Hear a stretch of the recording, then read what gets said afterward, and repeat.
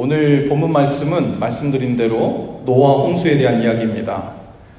현대를 살고 있는 우리로서는 납득하기 힘든 부분이 많이 들어있는 부분이죠. 믿음의 눈이 아니라면 이 본문 안에서 우리가 읽으면서 수많은 질문들이 생겨날 수 있어요. 과연 당시 기술로 그 거대한 방주를 어떻게 만들었으며 세상 모든 짐승들 암수를 어떻게 다 그곳에 넣을 수 있었을까? 또 당시 사람들이 수백 년씩 살았다는 것도 상상하기가 쉽지 않고, 또 하나님께서 사람을 지으신 것을 한탄하셨다고 하셨는데 완전하시고 전능하신 하나님께서 하신 일을 후회하시기도 하시는 분이신가, 이런 생각도 들고요. 또 사랑의 하나님께서 직접 창조하신 생물을 그렇게 심판하셔도 되는가, 그런 생각도 우리 속에 들 수 있죠. 질문 하나씩만 가지고 이야기를 해도 시간이 상당히 많이 드는 질문들이죠.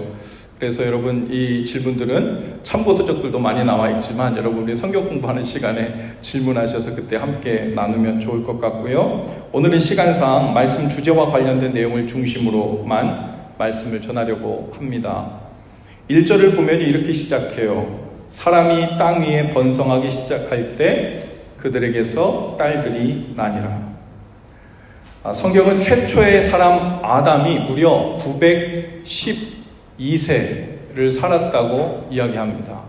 그리고 아담 이후에 태어난 사람들도요, 평균 800년 동안을 지내면서 자녀들을 계속 낳았고, 그 후에 살았던 사람들의 평균 수명이 보통 910년 정도 되었던 것 같아요. 인구가 기하급수적으로 증가했을 것입니다. 우리나라 역사로 한번 비교해 보자면요, 지금부터 약 900년쯤 전에 고려 왕조가 세워졌다고 하는데, 만일 그 사람들이 이 노아 시대 사람들처럼 900년씩 살았다면 그 고려 왕조를 세운 왕건이 그때 나라를 세우고 지금 우리가 사는 이 시대까지 살아있는 거예요. 그러면서 800년 이상 계속 자녀들을 낳은 거고, 그 자녀들이 또 자녀들을 낳고 하는 일들이 지금 900년 동안 진행되어 온 겁니다. 얼마나 많은 사람들이 번창했겠어요? 아마 지금 우리가 현 시대를 살면서 지금 우리 그 인류 역사가 이 정도쯤 되니까 인류 역사상 가장 많은 인구가 지금일 거라고 생각할 수 있지만, 어쩌면 지금보다도 훨씬 전에 이렇게 900년씩 살았던 이 당시에 지금보다도 훨씬 많은 인구가 살았을 수도 있죠. 얼마나 900년씩 살면서 아이들을 낳았으니까 얼마나 인구가 기하급수적으로 증가했겠어요. 당시 하나님께서 사람들을 만드시고 사람들에게 번성하라고 했습니다. 생육하라고 그랬어요. 이게 말 그대로 900년 동안 생육하고 번성하면서 사람들이 그렇게 많이 많아진 겁니다. 문제는 그들이 하나님의 형상을 가진 사람들로 번성하는 것이 아니라는 거예요. 그들 마음속에 하나님이 점점 없어지고 영적인 소원이 사라지고 육적인 소원이 그들 속을 채우기 시작했습니다. 그들은 점차 하나님의 형상을 상실하고 동물처럼 되었어요. 그들의 욕구를 따라 먹고 마시고 장가가고 시집가고 하는 것이 그들의 삶의 전부가 되어버린 겁니다. 하나님께서 사람을 만드시면서 세우신 결혼관은 한 남자와 한 여자가 연합하여 한 몸을 이루고, 그래서 서로에게 돕는 배필이 되도록 만드셨죠. 그런데 오늘 말씀 속에 보니까 좋아하는 모든 여자를 아내로 삼았다, 이렇게 기록되어 있어요. 다른 말로 하면요, 결혼이 더 이상 서로에게 돕는 배필이 되어주는, 즉 서로에게 있는 하나님의 형상이 더욱 발현되도록 도와주는 역할이 아니라 오직 정욕을 따라 눈과 마음에 이끌리는 대로 자기 소유로 다 삼았다는 겁니다. 그래서 성경은 이 모습을 가리켜서 3절에 한마디로 짧게 이렇게 표현해요. 그들이 육신이 되었다. 다른 번역에는 그들이 육체가 되었다고 표현합니다. 하나님의 거룩한 형상을 따라 사는 것을 버리고 육체가 원하는 대로 마음껏 소유하고 싸워서 뺏고 죽이는 일들이 시작되기 시작한 거죠. 5절에 보면요, 그 육체가 된 사람들이 점점 더 육신의 정욕에 이끌려 살게 되자 그 결과가 이제 죄로 나타납니다. 5절에 보니까 사람의 죄악의 세상이 가득함과 그의 마음으로 생각하던 모든 계획이 항상 악하게 되었다라고 표현합니다. 그리고 점점 지나서 13절에 가니까 모든 혈육 있는 자의 포악함이 땅에 가득함으로 그 끝날이 내 앞에 이르렀다라고 이렇게 표현해요. 하나님께서는 그냥 어쩌다 실수로 죄 지은 사람들의 모습을 보기 싫어서 세상을 심판하신 게 아닙니다. 그들의 생각이 항상 악하게 되었고 그 죄가 세상에 관영하게 되었고 넘쳐흐르게 오버플로잉하게 된 거예요.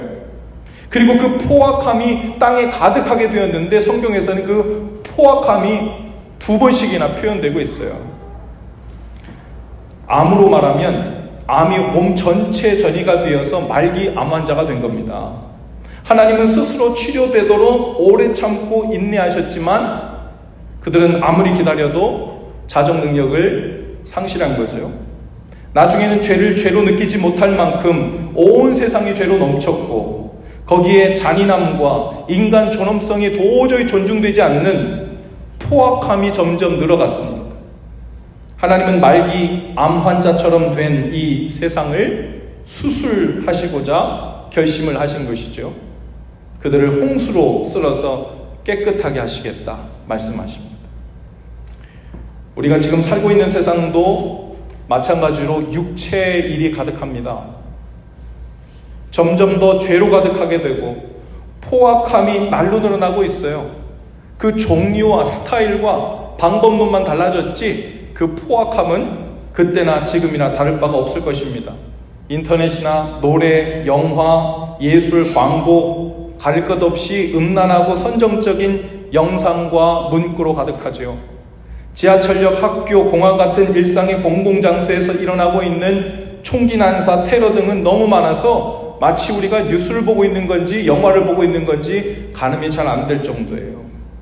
시카고에서 총기 사고로 죽는 사람들의 숫자가 전쟁에 파병되어 죽는 군인의 숫자보다 더 많다고 합니다.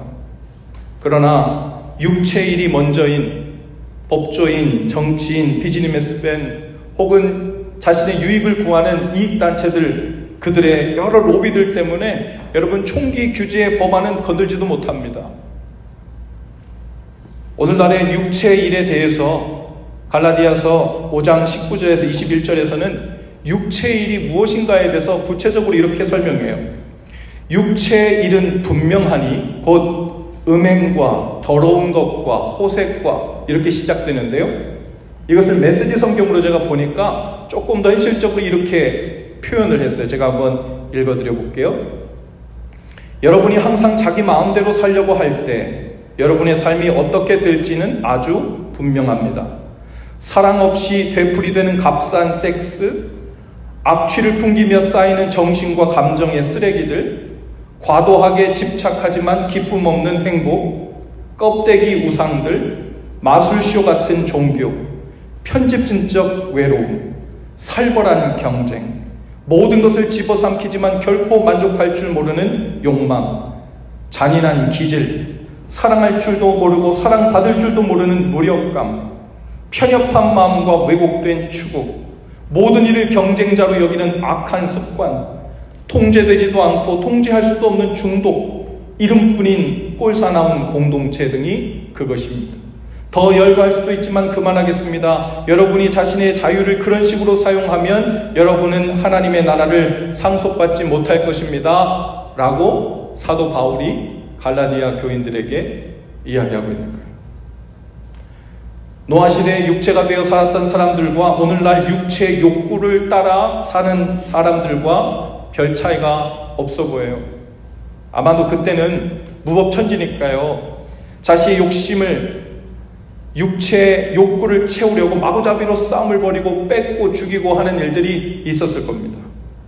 그런데 지금은 넥타이를 메고 사무실에 앉아서 법과 권력을 이용해 가난한 사람들을 사지로 내몰고 마실 물이 없고 먹을 빵이 없고 주사약이 없어서 죽을 병이 아닌데에도 죽어나가는 사람들에 대한 무관심이 가득한 세상입니다.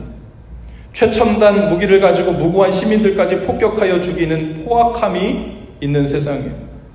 나에게 손해가 되는 일이면 아무리 정의롭지 못한 일이라도 양심의 눈을 감아버리고 남에게 해를 입혀서라도 나의 이윤을 챙기려는 포악함이 가득한 세대입니다. 지금 역시 죄악으로 관영해 있는 세대죠. 노아 시대에는 이렇게 된 세상을 하나님께서 어떻게 하셨어요? 물로 심판하셨습니다. 그런데 지금은 그때보다 죄가 덜해서 하나님께서 심판하시지 않고 계신 것이 아니죠. 다시는 물로 심판하지 않으시겠다고 약속하셨고 대신 예수 그리스도를 통해 구원의 길을 여시고 오래 참으시는 중에 계신 것입니다. 할렐루야. 오늘 말씀에 보면 하나님께서 모든 사람들과 온 지면을 쓸어버리시기로 하셨을 때 오직 노아는 하나님께 은혜를 입었다고 했어요. 8절입니다. 그러나 노아는 여호와께 은혜를 입었더라. 메시지 성경은 같은 본문을 이렇게 표현해요. 그러나 노아만은 달랐다. 노아는 하나님의 눈에 쏙 들었다.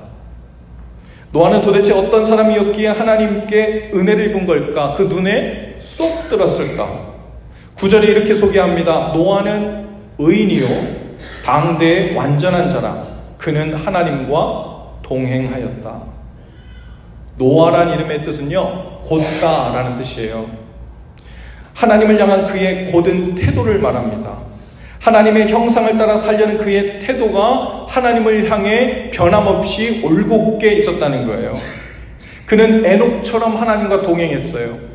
그는 하나님의 살아계심과 상주심을 믿고 살았습니다.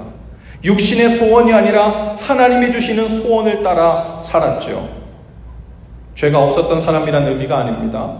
그 죄로 가득한 세상 속에 살면서도 하나님의 은혜를 구하는 그 태도가 변함없이 올곧게 여전했다는 말이죠. 그것이 하나님 눈에 쏙 든 거예요. 하나님께서는 은혜를 입은 노아에게 뭘 하라 그래요? 방주를 지으라고 합니다. 이해할 수 없는 대목이에요.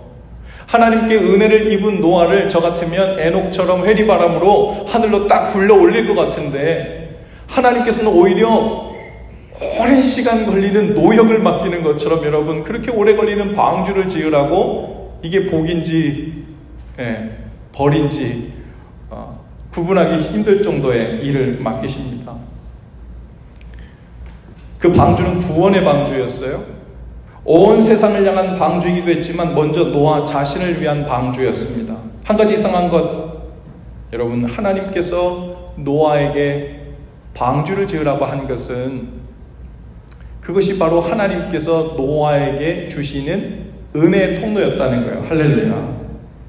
노역의 벌을 받는 것 같은 일을 맡기신 것이 아니라 그 방주 짓는 일을 통해 하나님의 은혜가 흘러가도록 하기 위함이었다는 거예요.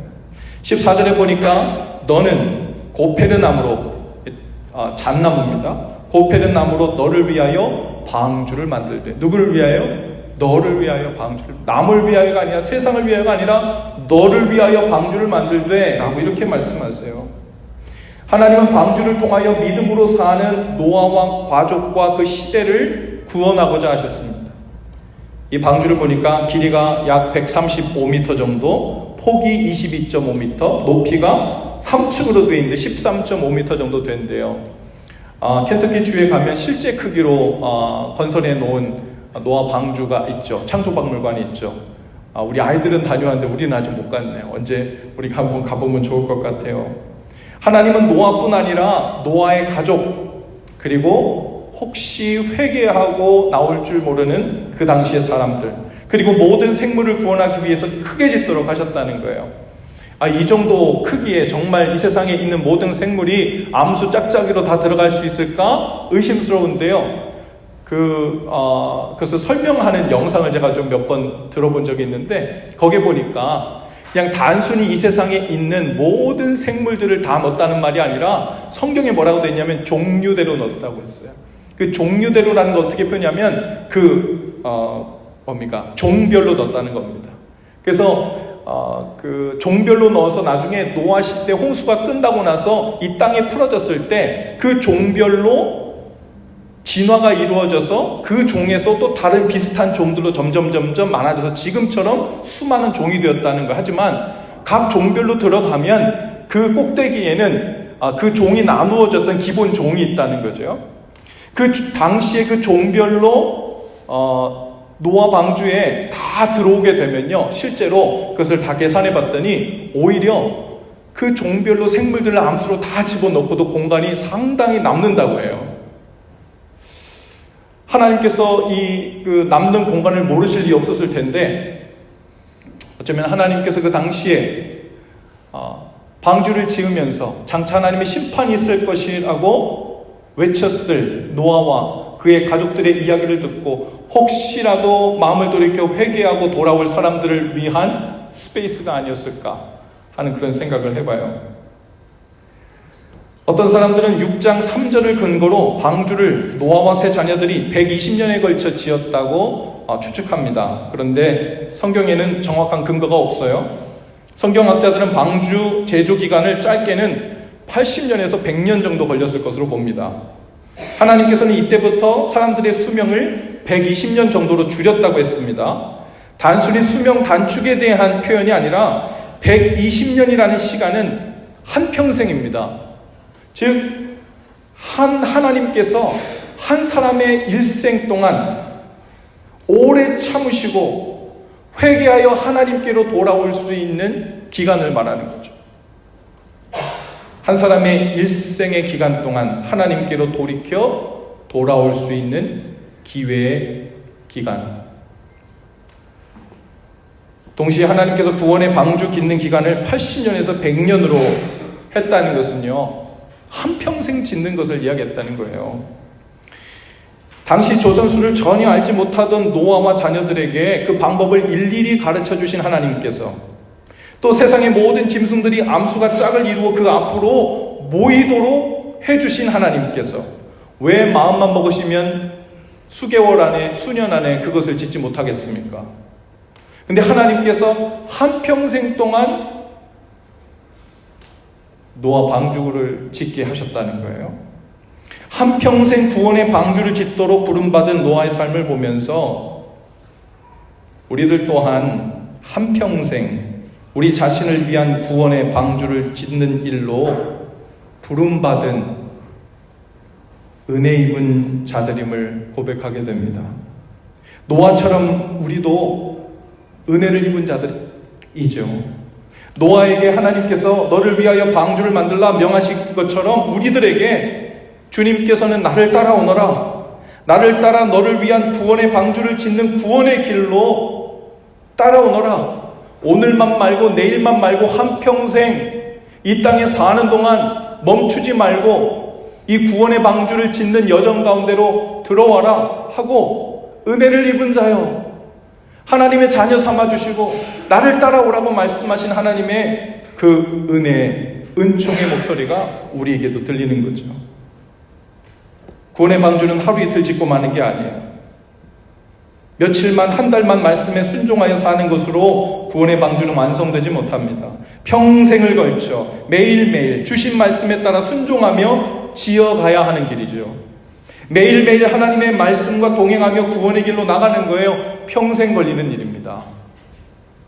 평생 우리의 노력으로 쌓아가야만 이룰 수 있는 구원이라는 말이 아니라 하나님께서 우리에게 허락하신 일생이라는 기간 동안 어느 한순간도 놓치지 않고 하나님의 말씀을 잘 듣고 순종하며 준행하며 사는 것, 여러분, 이것이 구원의 여정 가운데로 부르신 하나님의 뜻이라는 거예요. 노아가 하나님께서 명하신 대로 다 준행하였더라 라고 했습니다. 그것은 100년 후에 들은 말일 거예요. 노아는 매일매일 말씀 주신 대로 준행하며 구원의 방주를 지었습니다.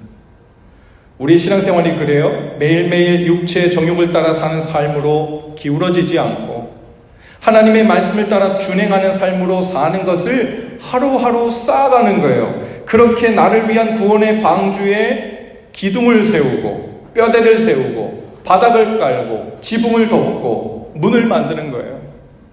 물론 구원은 믿음으로 받는 겁니다. 그러나 여기서 구원에 이르는 믿음이란 하나님의 말씀을 따라 준행하는 삶으로 드러나고 고백되는 믿음을 말하죠. 오늘 여러분의 삶에는 어떤 육체의 일이 있습니까? 마음으로 생각하는 것이 죄뿐이고 그 계획이 항상 악한 것뿐이고 나에게 과연 선한 것이 남아있는가 싶을 정도로 나 자신에게 실망스럽진 않습니까? 오늘 저와 여러분의 삶, 가정, 관계, 이기적이고 혈기를 부리고 포악함으로 채워지고 있는 부분은 없나요? 그런 우리의 삶을 바라보시는 하나님의 입에선 과연 한탄이 나오고 계시진 않을지, 나 같은 인생 지으신 것을 후회하시고 싹 쓸어버리시고 싶으신 마음이 드시지 않을지, 그런 마음이 하나님의 문제가 아니라 우리 마음에 먼저 들고 있지는 않습니까? 하나님께서도 오늘 우리의 삶을 새롭게 하시기를 원하실 것입니다. 하지만 홍수로 인한 심판이 아니라 예수 그리스도의 보혈의 피로 강물을 이루어 씻어내기를 원하시는 줄로 믿습니다. 그리고 은혜를 입은 자가 되어 구원의 삶을 매일매일 정성껏 지어나가는 자가 되기를 하나님께서 원하시는 거예요. 우리는 완전히 소망 없어 보이는 삶 속에서도 노아처럼 은혜 입은 자가 되었어요. 그래서 구원의 길로 부름받은 거예요. 그 은혜를 입은 삶으로 계속 나가기 위해 노아와 같이 곧은 마음이 필요합니다. 소망이 없는 중에도 끝까지 울곧게 하나님의 은혜를 구하는 마음이 필요해요. 지난 주간 몽골 단기 선교팀이 선교를 마치고 왔는데요. 몽골의 수도 울란바토르 외곽에 있는 가난한 사람들 지역을 방문했어요. 전도도 하고 신방도 했는데 그 현지에 있는 현지 교회 그 몽골인 사역자 분들이 통역도 하시고 하면서 그분들이 소개하는, 그분들이 우리 이 교인 가정에 신방했으면 좋겠다, 기도해 줬으면 좋겠다 해서 우리가 함께 선물을 들고 찾아간 가정들이 꽤 여러 가정들이 되었어요. 그런데 가는 집마다 마치 하나님의 심판이 임한 것 같은 처참하고 마음이 어두워지고 어려운 형편이 많았어요. 단순히 그냥 잘 살고 못 살고 하는 이런 것이 아니고, 몽골 지역은 본래 비가 많이 안 온답니다. 1년에 크게 한두 차례 오면은 그게 보통이래요. 그런데 우리가 가 있는 열흘 동안 비가 서너 차례 와서 열흘 안에. 그러니까 비가 얼마나 많이 왔는지요. 그 골목골목마다 그 발목까지 다 물이 차가지고 갈 수가 없어요, 신방을. 그래서 차를 타고 물 위를 계속 걸어가지고 가다가 차 바퀴가 빠지기도 하고 에피소드가 많은데, 그 차를 타고 집집마다 방문해서 들어갔는데 약속이나 한 듯이 각 가정마다 남자들이 있죠. 남편이 있거나 아들들이 있죠. 남편이나 아들들은 영락없이 알코올 중독이에요. 딸들과 며느리들은 거의 가출 후 소식 두절이에요. 할머니가 거의 손녀들을 보면서 어떻게 먹고 살아야 할지, 이 자녀들을 어떻게 키워야 할지 막막한 상황인 거예요. 거기에 그 할머니들도 거의 다 중병에 걸려 있어요. 자기 몸도 건사가 안 돼요. 걸어 다니기도 힘들어요. 약도 제대로 지어서 못 먹고 있는 형편이에요. 그런데 자기만 바라보고 있는 손자, 손녀들은 있고, 자기 아들, 자기 남편들은 알코올 중독이고, 딸들, 며느리들은 집 나간 지 소식 끊어졌고, 열이면 9가정이 다 그래요. 총체적 난국이에요. 마치 죄악으로 반영한 땅에 고통의 홍수가 난 것 같은 그런 마음이에요. 단기 선교라 해서 우리는 가서 기도하고 나오지만 돌아 나오는 발걸음이 너무 무거운 거예요. 오늘 저와 여러분의 삶에도 이미 비가 내리고 홍수가 나서 이런저런 일로 다 쓸러 내려갈 것 같은 상황에 있는 분들이 계실 겁니다. 소중했던 사람들을 잃어버리거나 관계들과 신뢰들이 깨져버리고 다 쓸려가 버리는 것 같은 위급한 때를 만난 분들이 있을 겁니다. 하지만 그 중에도 우리는 하나님께 은혜를 입은 자라는 것을 기억하실 수 있기를 바라요. 그 중에도 반드시 붙들어야 할 것이 있어요.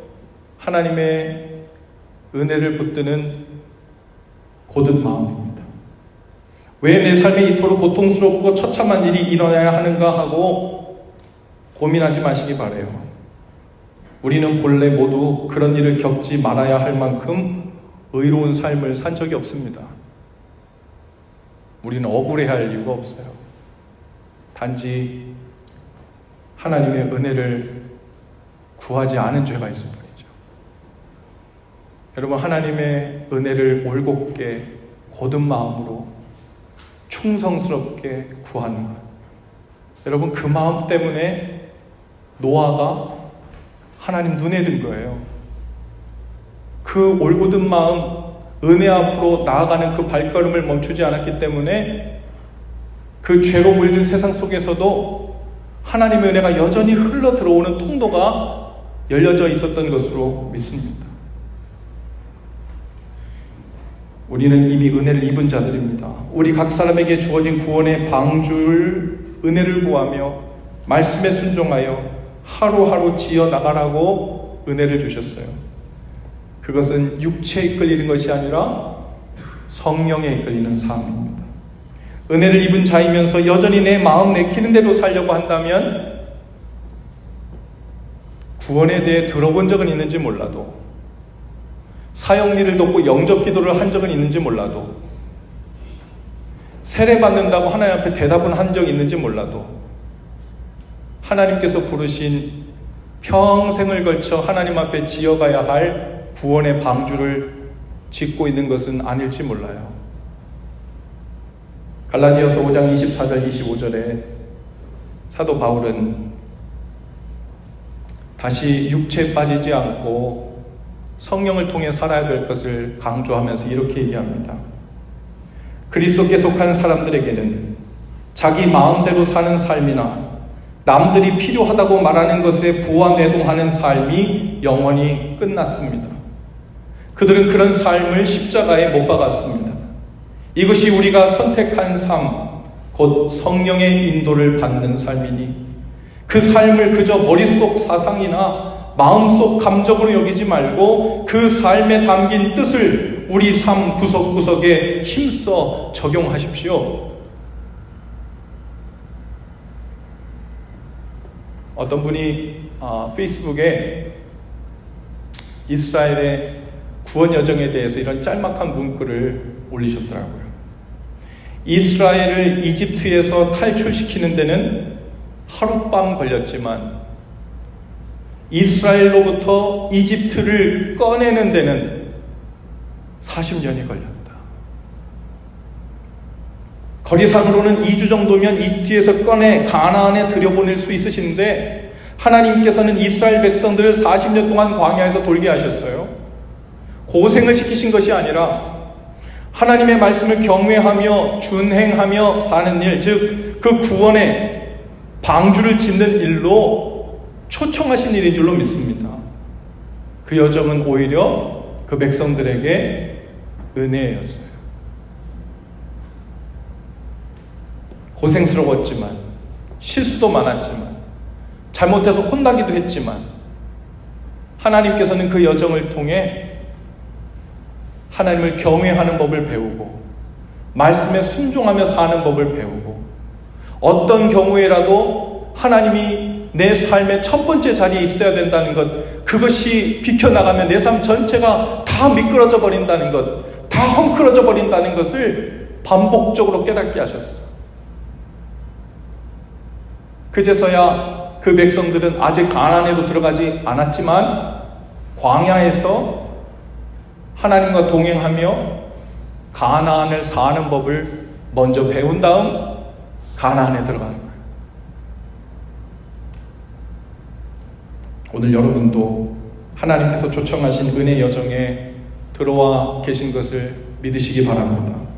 인생길이 고생만 많은 광야처럼 보이고 벌을 받아 생고생만 하는 것처럼 보일지도 모르나 하나님께서는 은혜 입은 자들에게 매일매일 말씀에 순종하여 사는 삶으로 그 은혜의 삶으로 초청해 주신 거예요.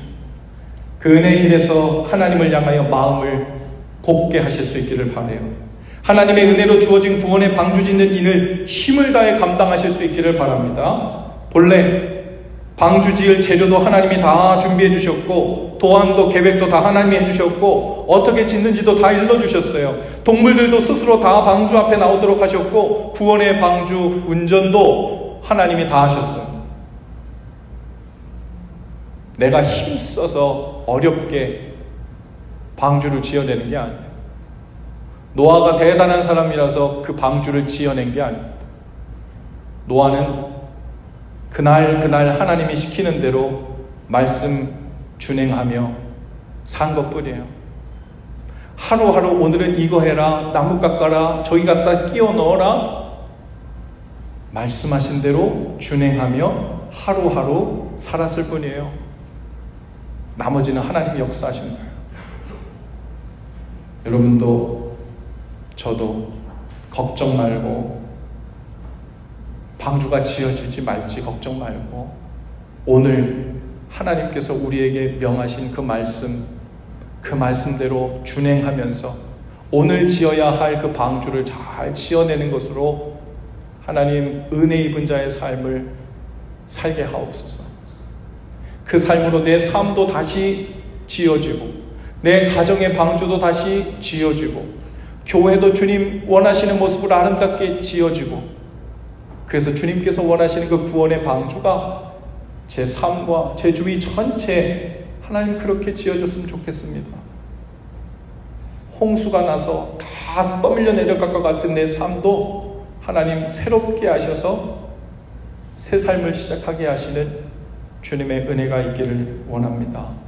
오늘 그 고백이 저와 여러분의 삶 가운데 있게 되기를 바랍니다. 우리 옆에 계신 분들과 인사하시면서 우리는 은혜를 입은 자들입니다 하고 인사하십니다. 우리는 은혜를 입은 자들입니다. 우리 한 번 더, 제 방주는 아직 40년 남았습니다. 제 방주는 아직 50년 남았습니다. 60년 남았습니다. 우리 자리에서 다 일어나실까요? 오늘 주신 말씀 기억하면서 헌신 기도를 함께 하길 원합니다.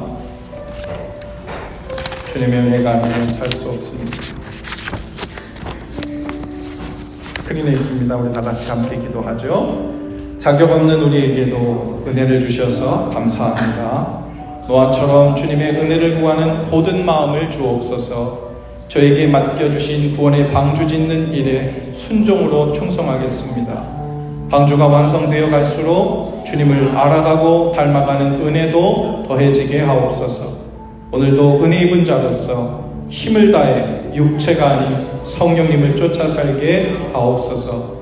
예수님 이름으로 기도합니다. 아멘. 하나님, 제가 죄악으로 반영한 내 육신의 소욕으로 가득했던 어둠 속을 헤매던 삶이었으나 오늘 주님의 은혜를 따라 주님 앞에 나섭니다. 우리 고백을 주님 앞에 올려드리겠습니다.